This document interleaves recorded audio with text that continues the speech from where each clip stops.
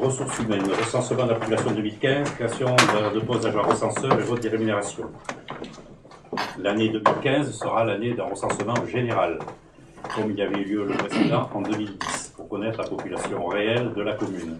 Pour ce faire, on est obligé de sectoriser la commune et de recruter un certain nombre d'agents qui auront une mission temporaire qui s'étendra de la période du 15 janvier au 14 février pour recenser la population. Donc il faut, et il y a un agent coordinateur qui s'occupe de toutes les opérations et de coordonner les résultats avant de les transmettre à l'INSEE. Donc les personnes qui ont été contactées et qui vont assurer ce recensement l'avaient pour certaines fait déjà lors du dernier recensement de 2010. Il y a des agents communaux et des agents extérieurs. Donc il y a une rémunération qui de leur revenir pour l'exercice de ce recensement. Et là, je vais laisser la parole à Pierrette qui va vous expliquer les modes de calcul pour le recrutement de ces agents. Sachant que chacun ne doit pas faire plus de 250 logements. Voilà. C'est pour ça que comme nous avons 1269 logements à recenser, il faut créer 7 postes d'agents recenseurs. Nous avons 4 postes d'agents de la collectivité qui assureront ce recensement et 3 agents extérieurs. Alors, et un coordonnateur. Les agents de la collectivité. Aussi un agent de la collectivité.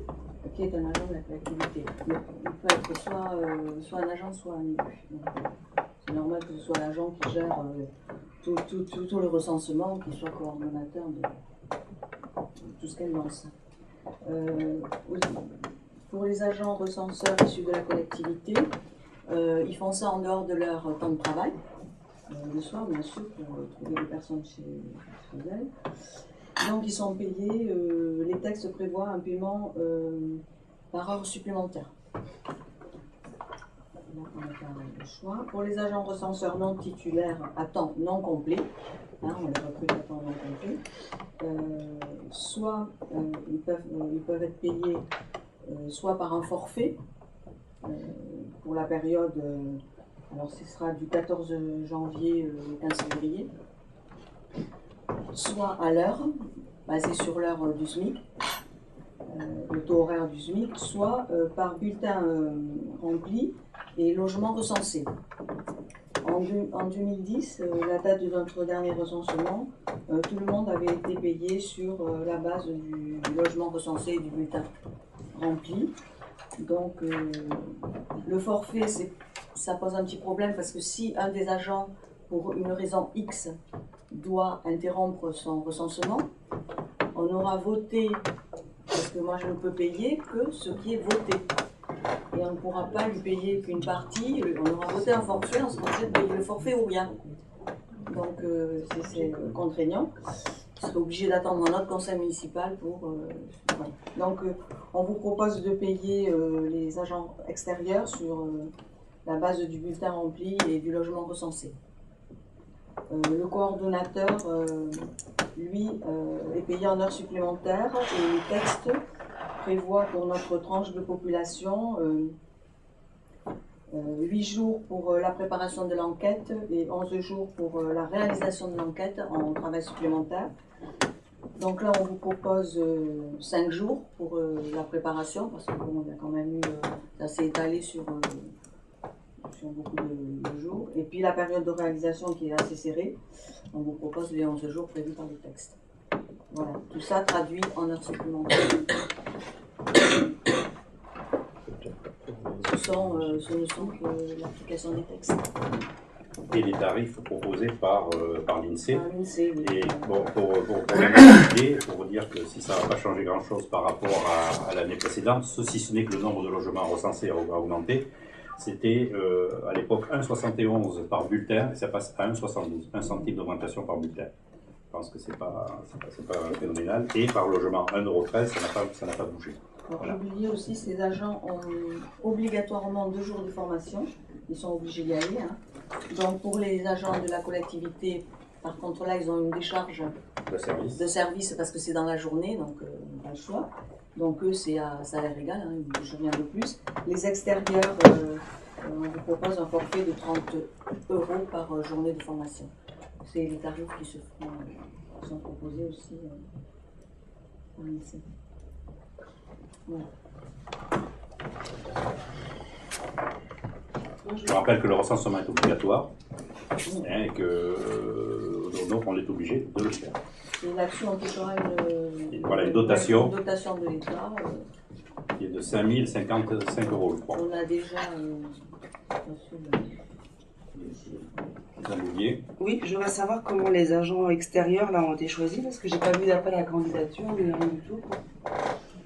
La coordinatrice, voilà. qui est Madame Nguyen, a sélectionné des gens, a fait après des contacts et m'a proposé la liste que j'ai validée.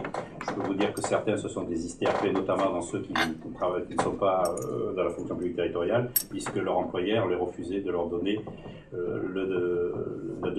2 demi-journées nécessaires à leur formation. Donc j'ai laissé travailler la coordonnatrice qui est la secrétaire qui s'occupe de l'état civil, Madame Nguyen. Elle a sélectionné les candidats et m'a proposé cette liste que j'ai acceptée. Il y a peut-être des personnes qui ne sont pas au courant, qui ont été intéressées par... Pardon? Il y a peut-être des personnes qui n'étaient pas au courant, qui n'avaient pas eu l'appel à la candidature et qui ont été intéressées pour le faire. Je crois que ça a été affiché en plus, ouais. Parce que tu es obligé de l'afficher, c'est affiché sur les panneaux de la mairie. Là, j'ai laissé faire entièrement le coordinateur, je n'ai fait qu'approuver la liste parce que je suis obligé de le faire quand elle m'a proposé. Et justement, on a été obligé de rechercher quelqu'un pour remplacer la personne qui ne pouvait pas obtenir des facilités de travail pour pouvoir assister aux formations qui sont obligatoires. Mais elle a contacté en premier les personnes qui avaient assuré le recensement en 2010. Oui, mais il y a plein de nouveaux habitants, donc il y a des gens qui auraient été intéressés. Mais il y en a qui avaient fait leur recensement en 2010 qui n'ont pas voulu le refaire cette fois-ci. Oui, non, mais bon, je pense qu'en faisant un appel à la candidature, il y aurait plus de candidats. Plus juste. Je transmettrai à Madame Nguyen votre remarque. D'un autre côté, il faut être vigilant parce que c'est comme sur Pôle emploi.fr, on ne peut plus se permettre d'afficher les offres de secrétaire ou de certains métiers. Parce que si on a le malheur de déposer une offre le vendredi soir, le lundi matin, on se récupère 200 candidatures à gérer alors qu'on a déjà des centaines de personnes dans le vivier qui répondent aux besoins. Donc effectivement, on comprend complètement, on s'est posé la question, hein, on comprend complètement l'équité, la transparence. Voilà, c'est ce qui pose problème. Voilà. On ne peut pas faire de communication large parce que là on va avoir tellement de candidatures, après il va falloir les recevoir, il va falloir les gérer et ça génère plus de travail qu'autre chose. Donc, après effectivement il y a un affichage réglementaire obligatoire, nous c'est ce qu'on a fait. On peut se poser la question de faire un peu plus, mais il faut voir les inconvénients à ceci. Oui, enfin bon, je pense pas qu'il y aurait eu non plus. Il faut savoir aussi que le travail de préparation a été beaucoup plus long, étant donné le nombre de logements supplémentaires à recenser, rue par numéro par numéro, pour justement préparer les secteurs. Donc c'est pour ça, c'est ce qui justifie ce que disait Pierrette Mounier, l'augmentation du nombre de jours considérés pour le coordinateur, qui est passé de 8 jours à 11 jours, c'est ça, 8 jours en 2010 à 11 jours. Voilà. C'est pas un mince travail que de recenser chacun des logements et tout ça. Donc si elle avait eu en plus à la DPET, comme dit Caroline Dumont, 150 ou 200 candidatures, c'était pas faisable. Elle a ses contacts, je l'ai laissé faire, elle avait entièrement ma confiance pour monter une équipe, elle l'a fait et je l'ai validé. Et c'est ce qu'on propose ce matin, cette délibération. Voilà. Sur le site internet. Deux points un petit peu en annexe, mais qui sont importants puisqu'on va attaquer le PLU. C'est juste après. Est-ce qu'on a une idée un petit peu du nombre d'habitants par rapport à 1269 logements? Quel est le ratio? Écoutez, alors j'ai reçu, en début de l'année 2014, j'ai reçu une évaluation de l'INSEE, justement sur les permis de construire et tout cela, qui donnait 2422 habitants. J'ai reçu cette semaine une autre évaluation pour l'année 2015 de l'INSEE, toujours pareil en regardant l'évolution du permis de construire, qui donne 2552 habitants. Je pense que ce chiffre est en dessous de la réalité. Le recensement qui interviendra dans la période du 14 ou du 15 janvier au 14 février nous donnera le chiffre réel de la population de Chanteloup. C'est pas possible. Oui, qu'on n'ait que 2 personnes par logement, quoi, parce qu'au final, il y a quand même des enfants. Oui, non, mais c'est l'homme de logement qui est. Ça marie maintenant. Mais dedans, dans les logements, vous avez aussi les comptes qui sont comptés, les pâtes de Fontenelle, hein, c'est un lit, c'est un logement. Ouais. Vous avez la girandière, bon, vous avez des. Là, ils comptent dedans. Ouais. Voilà, oui, c'est compris dedans. Donc, autre question qui la conséquence, c'est de savoir quand est-ce qu'on aura ces résultats. Voilà. Est-ce qu'en amont, on aura des résultats avant que l'INSEE ait tout mouliné, qui va prendre un certain temps, je ne sais pas, peut-être combien de temps, ils mettent peut-être 1 an pour faire ça. Non, je pense pas. Il n'y a pas de. Je peux poser la question, hein, dans combien de temps on aurait les résultats. Le dépouillement de l'INSEE, mais je pense que d'ici l'été, on devrait avoir un chiffre. Parce que c'est important pour le PLU de savoir quand même où on est actuellement en réel. Tout à fait. Oui. Vous savez, la révision du PLU qu'on va aborder tout à l'heure, comme vous le disiez, ça va prendre 2 à 3 ans, même plutôt 3 que 2. Oui, mais les études de base, quand même, 2 à 3 ans, on sait ce que c'est, parce que le temps que ça repasse dans tous les services, que ça vienne 6 mois après, puis qu'il dit maintenant, il manque une virgule, il faut repartir. C'est justement, c'est pour ça que le délai de 3 ans n'est pas un délai anormalement long. Ça va être la base du PLU. C'est un des éléments, je dirais. C'est un des éléments. Parce important. Que la population, elle existe. C'est pas de la population à venir. Oui, la mais population, elle existe. Cette population qui existe, si on dit qu'il y a 2005 et puis qu'on s'aperçoit qu'il y a 3005, c'est pas pareil parce que les équipements sont pas différents. La pyramide d'âge est importante de savoir comment ça se passe. Tous les équipements en découlent. Les équipements, quand ils ont été je dirais, calibrés, notamment au moment du vote de la ZAC du Châtillon-Fiacre, qui, je rappelle, a été votée en 2001 par le conseil municipal et en 2002 par le conseil d'administration de l'EPA-Marne, a calibré nos équipements publics pour une population de 3500 habitants. Oui.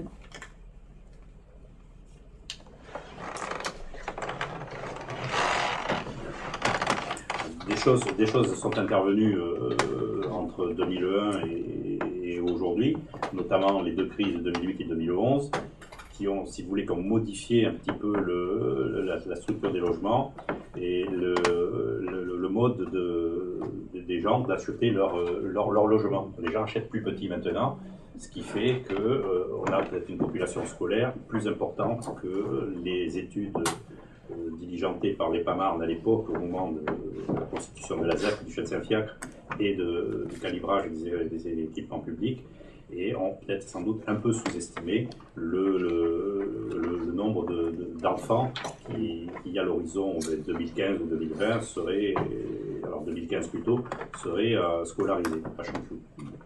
Je rappelle qu'en 2009, on n'avait que 4 classes ouvertes, c'était dans la norme, mais après, on est à 9 classes en maternelle et 12 en élémentaire. Donc il y a un peu plus d'enfants que les études de l'EPA-Marne faites en 2001 avaient laissé prévoir. Mais notre population va se stabiliser dans les années à venir. Il reste une partie de la ZAC du Châtillon-Fiacre et ça fera l'objet de travail sur ceux du PLU que nous allons lancer.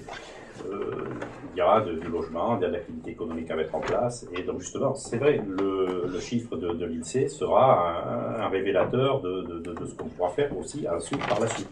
On n'a pas possibilité d'avoir ce chiffre avant le moulinage, une idée. Je ne sais pas comment. Si on peut avoir une première image, puisque quand même quand les recenseurs vont venir, on va transmettre ces chiffres. Donc déjà on aura une première image de la population de Chanteloup. Ça c'est certain. Il faut attendre que le recensement soit fait, c'est-à-dire après le 14 février, que tous ces éléments soient rentrés sur le logiciel avant d'être transmis à l'INSEE. Donc on aura, je dirais, une image quasiment précise du nombre d'habitants de la commune. Et après, l'INSEE confirmera ou infirmera ce chiffre ou l'ajustera suivant comment elle va. Parce qu'elle va rééplucher toutes les fiches, parce que voir s'il n'y a pas eu d'erreur, des choses comme ça. Voilà. On aura une information pour le PLU en Oui. février, quoi. Oui, Février-mars. Après le 14 février, laissons quand même le temps de Ouais, rentrer toutes les données. Le Donc, 15, quoi. mais vous savez, au mois de février, au mois de mars, si on a rédigé le cahier des charges qui nous permettra de recruter un bureau d'études, on aura très bien travaillé parce qu'on va rentrer dans, si on vote bien sûr le prochain point de la révision du PLU, on va rentrer dans le vif du sujet après, dans la rédaction du cahier des charges. C'est une chose importante parce que c'est à partir de là que on pourra recruter le bureau d'études qui nous suivra jusqu'au bout, jusqu'à l'adoption du nouveau PLU par le conseil municipal. Mais je dirais à l'horizon fin 2017, début 2018. Voilà. D'autres questions, d'autres remarques? Je propose que nous passions au vote. Qui serait contre? Moi, souci de transparence. Ah, pardon, nous. Alors, voilà, on va voter. Il y a une seule délit, mais on vote sur 2 points. Le premier sur la création de 7 postes. Qui serait contre? Les 2 points, c'est la création du poste et après c'est la rémunération. C'est la rémunération, voilà. Alors, Donc, je suis contre par rapport au souci de transparence sur ce point-là. D'accord. Monsieur Soulis aussi. De quoi? Vous avez voté contre? Je vote comme Gaël. D'accord. Donc vous votez contre. Ok. Voilà. Et qui s'abstiendrait? Monsieur Jaillet. Qui est pour? Deuxième point, concernant la rémunération sur les bases qui ont été dites par Pierrette et qui sont reportées dans le projet de libération. Qui serait contre? Qui s'abstiendrait? Qui est pour? Je n'ai pas vu votre vote, monsieur Soulis. Pardon? Je n'ai pas vu votre vote, monsieur Soulis. Bah, je sais pas, d'habitude, personne lève le bras. Aujourd'hui, je vois que tout le monde s'agite comme des moulins. C'est un autre effet caméra, je pense. Non, à chaque fois qu'il a fallu voter, vous avez toujours levé le bras, monsieur Solis. Pour les prix, Je fais comme d'habitude, je suis pour, je lève pas le bras. D'accord. Non, c'est nouveau, je vous vois tous vous agiter. Je ne veux pas me tromper, je ne voudrais pas que le prochain procès verbal, vous disiez qu'on a mal interprété le propos, c'est ça, parce que... Urbanisme. Ah oui, Ah bah oui. Bah, on est victime d'une illusion d'optique, alors. Probablement. Je sais pas.